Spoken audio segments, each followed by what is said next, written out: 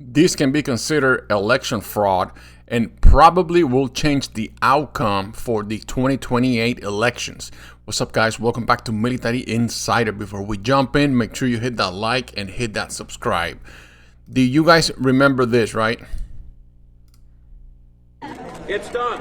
A packed room at the St. Paul Armory erupted after the governor's signature made driver's license for all the law of the land. All right.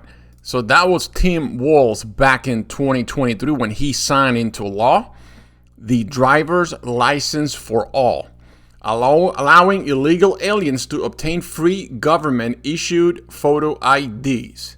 Now, the question is, are they allowed to vote in the state of Minnesota with this ID?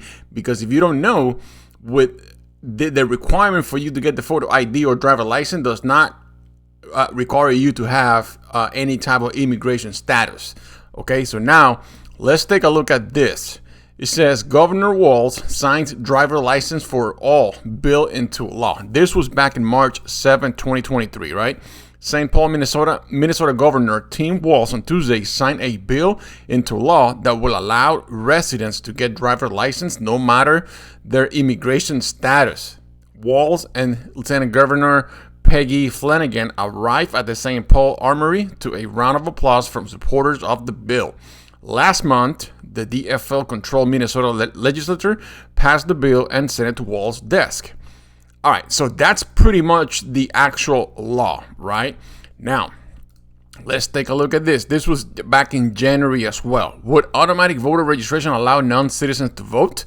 Minnesota Democratic lawmaker this session are proposing to expand driver license eligibility to people without legal permission to reside in the U.S. At the same time, they are proposing to automatically register everyone to vote. Could the people here illegally use the new license to vote? Yes, but it's a felony with steep consequences. And Democrats say the automatic voter registration has safeguards in place so that non-citizen won't be registered to vote. And I quote that. Now, let's take a look at the second part of this. This was yesterday. I want you to listen carefully. So we give driver's licenses to anyone here. You don't have to be a citizen. You don't have to. We gave driver license to anyone here. You don't have to be a legal citizen to get a driver license, right? Which is a photo ID.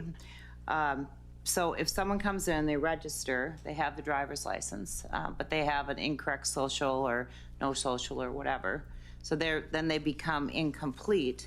But if they walk in to vote with their driver's license, does that make them all of a sudden now okay? Mr. Linnell. Madam Chair, so the designation on the roster for someone whose registration had been incomplete, if they present the election judge with that acceptable identification document, that would clear the challenge from the roster and they would be permitted to cast a ballot. Did you guys listen to that?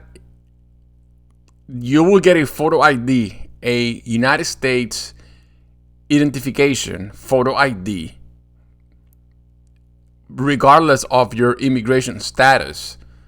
And you present that in the district where you're going to vote, and that will clear you out of the list and you can cast your vote. Mr. Anderson. Well, okay, there's your problem potentially. So thank you. So just to clarify, someone who is not a citizen but presents a driver's license at someone that is not a citizen but provide this type of identification, the driver license provided by the state of Minnesota, that point in the process could be permitted to vote. Madam Chair, at the time of registration, as well as at the time of submitting a ballot, every voter is signing the attestation affirming their eligibility to vote, including that they meet all eligibility requirements, that they are a U.S. citizen. So, pretty much, if they receive that photo ID from the state of Minnesota, even though regardless of your residential status or immigration status, you are allowed to vote. That law was signed by Tim Walz back in 2023. Now, the question that I have is, count those voters in this past elections? That's something that we need to figure out. And I believe the FBI or somebody have to investigate this deeper. Now, the question that I have is, how many other states are in the same boat? Like, literally, who else is allowing this to happen?